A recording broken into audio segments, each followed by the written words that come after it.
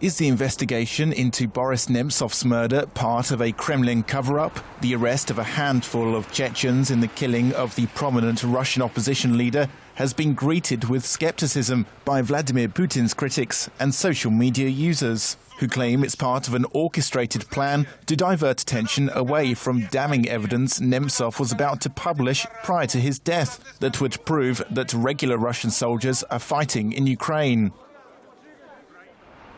In the latest twist in the Nemtsov murder case, Russia's RBK news agency reported Sunday that another suspect had blown himself up with a grenade. The man, identified as Bislan Shavanov, committed suicide after police surrounded his apartment in the regional Chechen capital of Grozny. He'd never been on any wanted lists, a source close to Chechenya's interior ministry told RBK. The suicide follows the news that 2 Chechens had been charged with Nemtsov's murder and that several others had been arrested.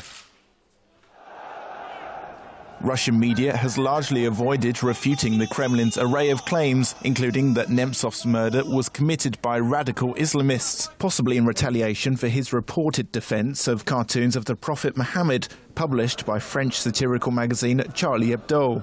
The Chechen link is just one followed by investigators, which also includes theories that Nemtsov was caught in a jealous love triangle with his Ukrainian girlfriend, or that Russian ultra-nationalists or even Ukrainian far-right leaders were behind the killing.